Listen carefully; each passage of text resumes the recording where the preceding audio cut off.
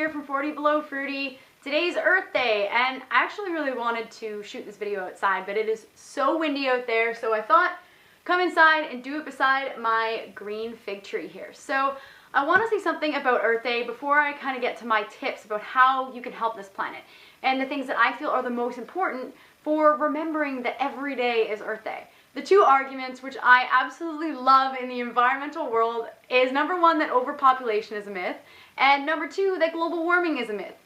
These arguments happen everywhere. Online, people are in heated debates about these things at conferences, and everybody debates whether global warming is real or whether it's a natural cycle or whether it's human caused, and same thing goes for overpopulation.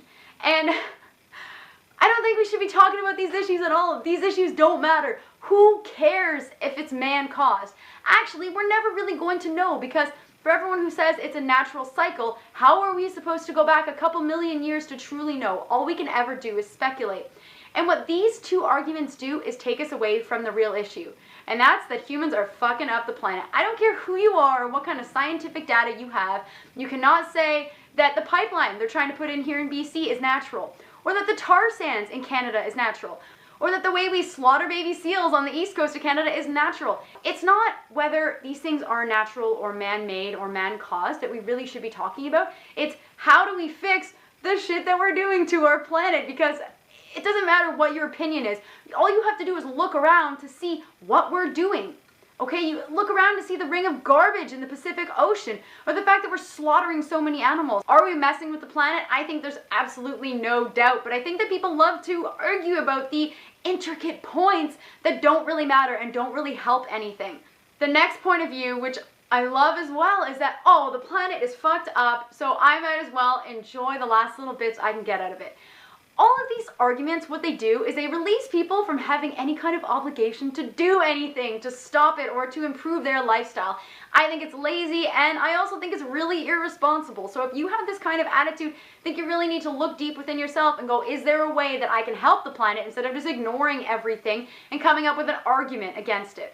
So that's a little rant, but it's done now. And now for my tips for what I think you can do to make this planet a better place for us all to live in. That's humans and animals alike.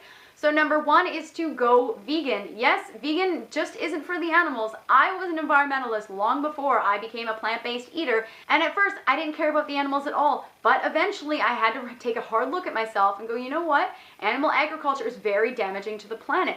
Even if you eat local, grass-fed, organic, free-range, whatever the words are that explain it. Usually that's bullshit, by the way, especially free-range eggs. It's total bullshit.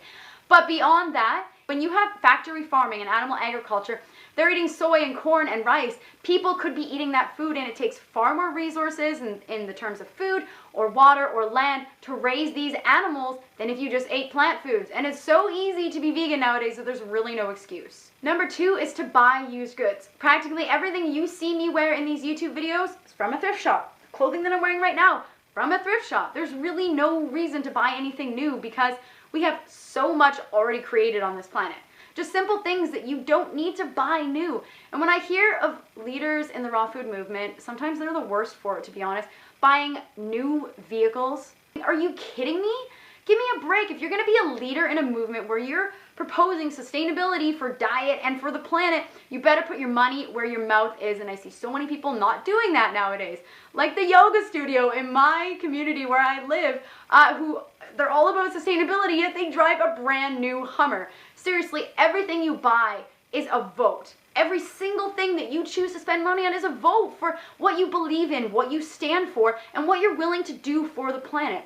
It's really easy nowadays to buy things used and to make your own when in doubt. You don't need all the new crap. You don't need all the brand names. And trust me, I used to be the person who would only wear brand name clothing bought from Le Chateau. And actually still a lot of my clothing comes from Le Chateau. But guess where I buy it? Value Village. And it's in perfect condition and no one would ever be able to tell the difference.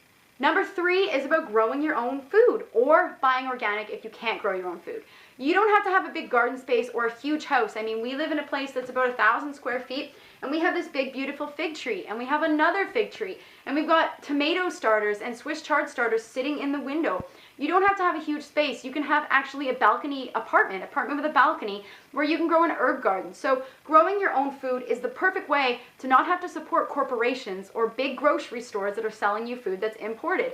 You grow your own during the spring, summer, and fall months. You're also going to save yourself money, but you're going to help the planet. So there's actually a number 4, and it's controversial, so get ready for it. That's the idea of population. Look, it doesn't take a scientist to understand that 7 billion people on this planet are 7 billion people too many. I've chosen not to procreate myself, and look, I don't think there's anything particularly wrong with having children, but I think there's this idea around a woman is not complete unless she has children. That's bull, and there's nothing wrong with not having children, and I know so many women who are put under pressure from family or friends or society's ideals that they have to have children, and that's the only way they're going to be complete or worth something in life. You may or may not believe that overpopulation is possible, but there is a certain number of people that the planet can sustain and renew its natural resources, and 7 billion is too many. It's actually 3 billion is the number of the people that the planet can sustain and renew its natural resources. So if you're thinking of having children, maybe don't have as many children. Are we just going to keep popping out children until we get to the point like where China's at, where they can only have one child and they're actually bringing their children, any disabled children, to clinics where they just drop them off because they'd rather have a healthy child, room for a healthy child? I just don't want to see the planet get to that point. And the number one argument I actually hear from people who are conscious, people who are vegan or plant-based or environmentalists, is that if the vegans or the environmentalists stop producing children, then all of the idiots or all of the unconscious people are going to keep producing, and then the world is going to be full of unconscious idiots who don't take care of the planet.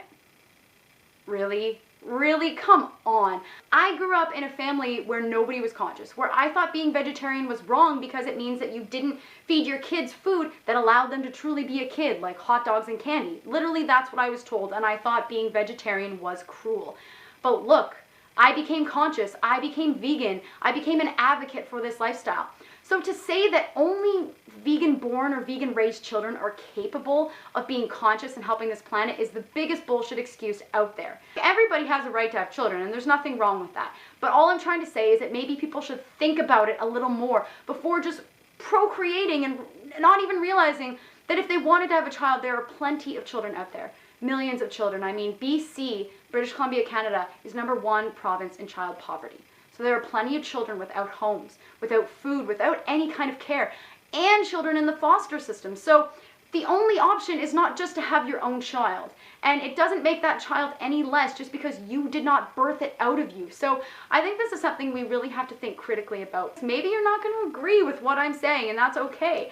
If you don't agree, then post your comments down below, because this is an issue I feel very strongly about, but I know there are going to be a lot of people that disagree with me. And if you are having children, then choose to raise them in a way that is conscious. Tell them about animal agriculture. Give them books like Why We Don't Eat Animals. There's nothing cruel about giving your children the information that they need to make conscious decisions. So those are my tips to make this planet a better place to live for all creatures. There are some natural things happening, there are some unnatural things happening, but there's no doubt that we can make a difference with each and everything we do each day, with everything we buy that's a vote, with everything we plant, everything we grow, and everything we stand for.